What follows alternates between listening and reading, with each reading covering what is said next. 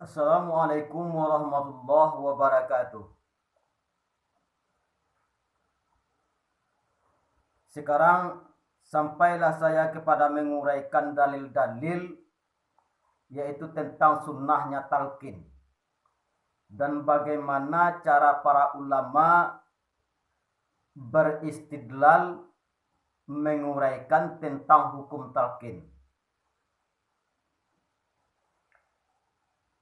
Disebutkan dalam kitab hadis Tabrani begini, An Abi Umamah radhiyallahu anhu qala idza ana muttu fasna'u bi kama amarana Rasulullah sallallahu alaihi wasallam faqala idza mata ahadum min ikhwanikum fasawwaitumut turaba ala qabrihi falyakum ahadukum ala ra'si qabrihi summa liyaqul ya fulan ibnu fulana fa innahu yasma'uhu wa la yujibu summa yaqulu ya fulan ibnu fulana fa innahu yaqulu arsidna yarhamukallahu walakin la tash'urun falyaqul unzur ma kharajta alaihi minad dunya syahadata an la ilaha illallah wa anna muhammadan abduhu wa rasuluh wa annaka radita billahi rabbahu wa bil islami dinahu wa bi muhammadin nabiyyahu wa bil qur'ani imama fa inna munkara wa nankirai ya'khudhu kullu wahidin minhuma biyadi sahibihi wa yaqulu intaliq bina ma yuq'iduna inda man qad lukinna hujjatuhu qala faqala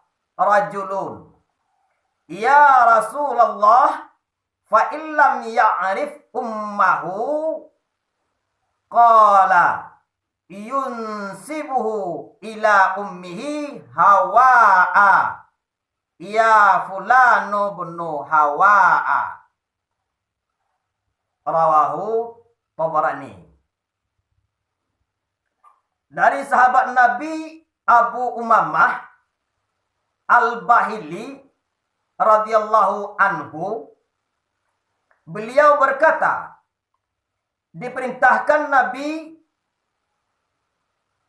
beliau berkata, kalau aku wafat maka hendaklah urus aku sebagaimana yang diperintahkan oleh Nabi Shallallahu Alaihi Wasallam dalam mengurus orang-orang kita yang mati. Nabi berkata, apabila mati salah seorang darimu, maksudnya orang Islam, dan telah didatarkan tanah di atas perkuburannya, maka hendaklah salah seorang di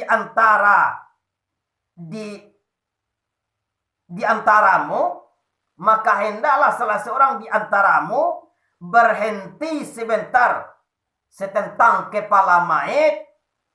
Hendaklah ia berkata, hai si anu anak si anu. Maka mayit itu tidak mendengar.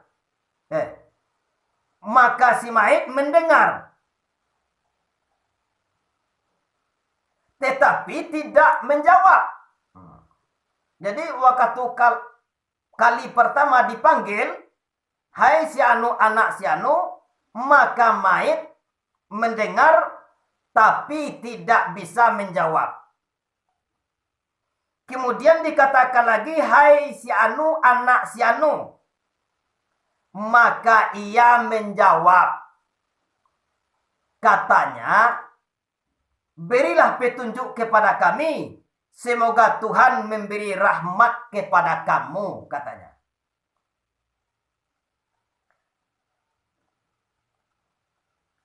Tapi yang mentalkinkan itu, yang menghadiri itu tidak mendengar suara mayit itu. Kemudian katakan lagi, ingatlah ketika engkau keluar dari dunia, yaitu pengakuan bahwa tiada Tuhan selain Allah. Bahwa Nabi Muhammad itu adalah hambanya dan rasulnya. Dan bahwasanya engkau telah reda bahwa Allah Tuhanmu, Islam agamamu, Nabi Muhammad adalah nabimu, Al-Quran adalah imammu. Maka ketika itu malaikat Munkar Nangkir sambil saling memegang tangan para sahabatnya, maka malaikat Munkar Nangkir tadi bilang, mari kita pergi. Untuk apa kita duduk di hadapan orang yang sudah ditalkinkan? Berkata Abu Umamah, seorang sahabat bertanya kepada Nabi, ya Rasulullah, kalau orang mentalkinkan itu tidak tahu nama ibunya bagaimana? Maka Rasulullah menjawab, bangsakan ibunya itu kepada Siti Hawa. Hadis riwayat Tabrani dalam kitab Mu'jam Al-Kabir. Jadi keterangan hadis ini, pertama, hadis ini dinamai hadis dari Abu Umamah. Karena yang mendengarnya adalah Abu Umamah dari Nabi Shallallahu Alaihi Wasallam. Hadis ini diriwayatkan oleh Imam At-Tabrani, yaitu salah seorang sirawi hadis yang terkenal. Imam-imam ahli hadis itu banyak. Ada 23 orang. Salah satunya Imam Tabrani. Jadi bukan Imam Bukhari dan Muslim saja. Yang kedua, hadis ini seluruhnya atau sebagiannya diambil oleh pengarang kitab fikih yang mu'tamad seperti Imam Ramli dalam kitab Nihayah juz 2. Nah, jadi dikutip oleh pengarang kitab-kitab fikih ya. Yaitu pengarang kitab fikih yang mu'tamad seperti Imam Ramli dalam kitab Nihayah juz 3 halaman 40. Imam Nawawi dalam kitab Al-Majmu' juz 5 pada halaman 304. Imam Khatib Sarbaini dalam Muni Al-Muhtad jilid 1 halaman 367. Imam Ardubeli dalam kitabnya Al-Anwar juz 1 halaman 367. Syekh Zainuddin Al-Malibari dalam kitabnya Fathul Mu'in halaman 48.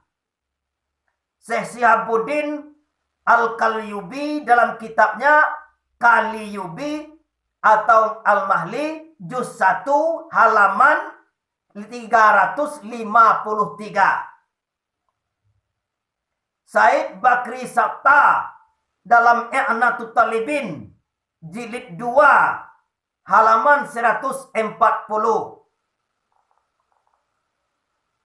Ketiga, dalam hadis ini ternyata bahwa Nabi memerintahkan mentalkinkan orang yang sudah meninggal. Apabila sudah dikuburkan, lah sudah diratakan kuburannya.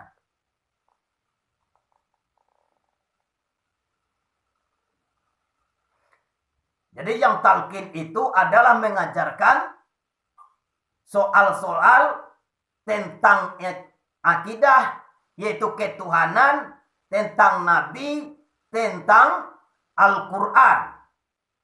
Mengingatkan pertanyaan mungkar nangkir.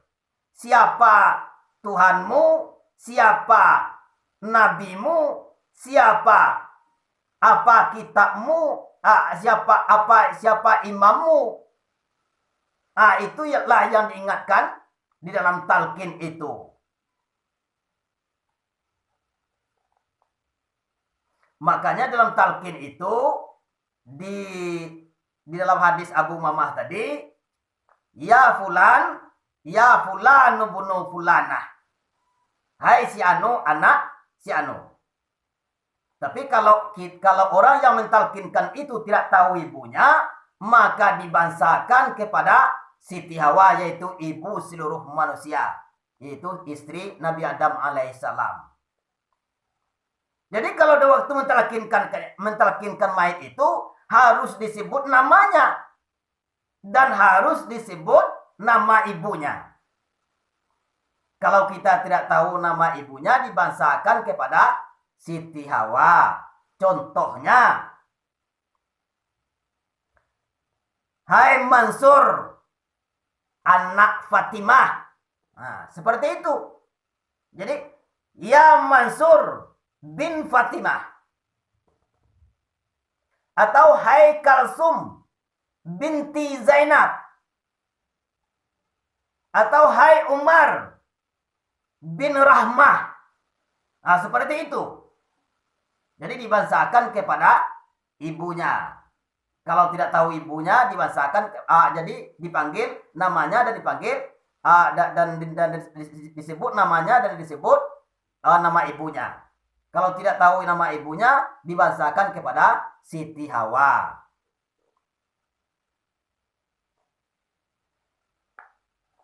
Kelima, orang yang ditalkinkan menurut hadis tadi tidak jadi ditanya oleh malaikat mungkar nangkir.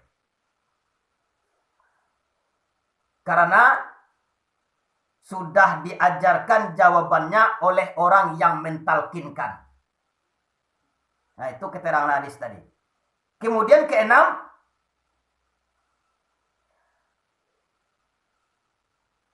hanya sedikit hadis Abu Umamah itu memang ada bermasalah, yaitu sanadnya bermasalah, yaitu sanadnya yaitu Hasim bin Ubaidillah, yang dikatakan oleh Ibnu Khuzaimah bahwa beliau hafalannya sedikit kurang. Jadi Hasim bin Ubaidillah ini sanad dari hadis Abi Umamah tadi. Jadi Hasim bin Ubaidillah hafalnya kurang. Jadi itulah sedikit kelemahannya sanad dari hadis Abu Umamah tentang talqin tadi. Akan tetapi menurut menurut Ajali, maka itu tidak mengapa, la baksa katanya. Itu dalam kitab Mizanul I'tidal. Keterangan Az-Zahabi pada juz 2 halaman 354. Tetapi menurut Imam An-Nisai, seorang ulama hadis yang menganut mazhab Syafi'i, mengatakan bahwa Hasim bin Ubaidillah itu lemah. Lemahnya di mana? Yaitu hafalannya tidak kuat.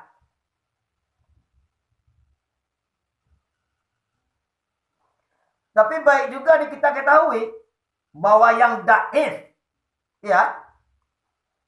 Jadi kalau hafalnya kurang, sanad hadis tadi bermasalah, yaitu hafalannya kurang, itu kurang maksudnya pelupa, maka derajat hadis tadi turun menjadi hadis daif. Tapi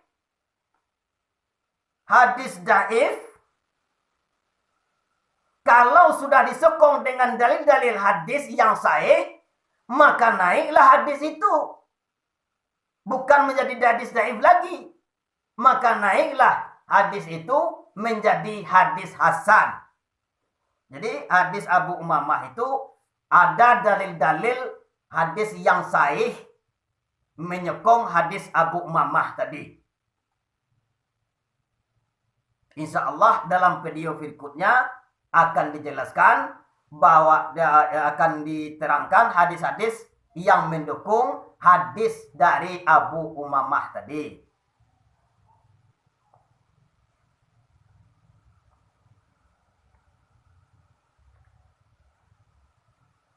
Jadi bolehkah kita, kalau seandainya hadis itu hadis dhaif, bolehkah kita beramal dengan hadis dhaif?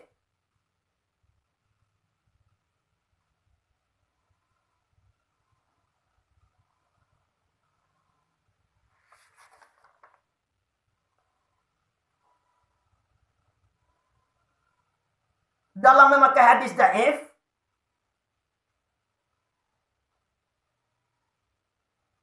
ada perbedaan antara imam-imam mujtahid.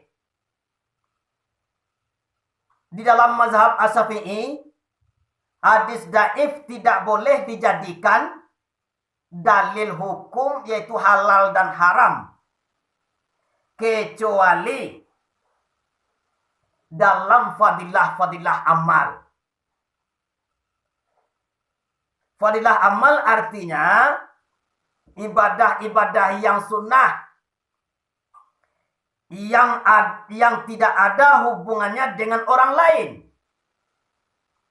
Umpamanya dalil zikir, dalil doa, dalil talqin,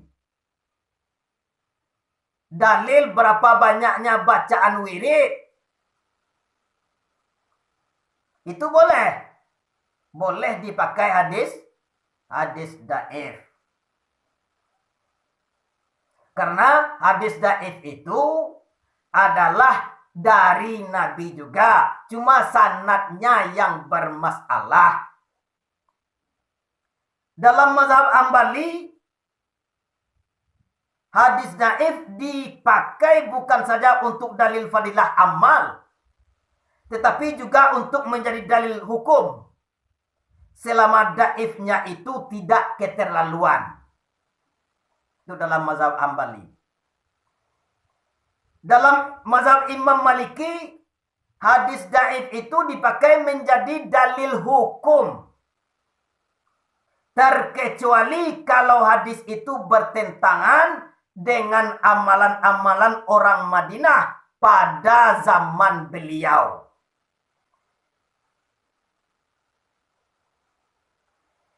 Jadi hadis dhaif boleh diambil sebagai fadilah-fadilah amal, dalil fadilah-fadilah amal.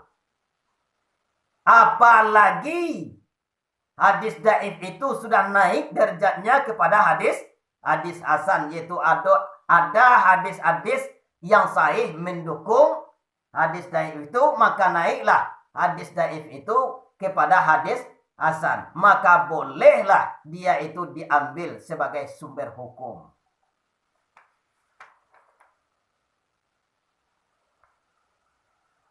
Jadi pada video berikutnya, insya Allah hadis yang mendukung hadis Umamah tadi, insya Allah akan dijelaskan. Wallahu a'lam bishawab.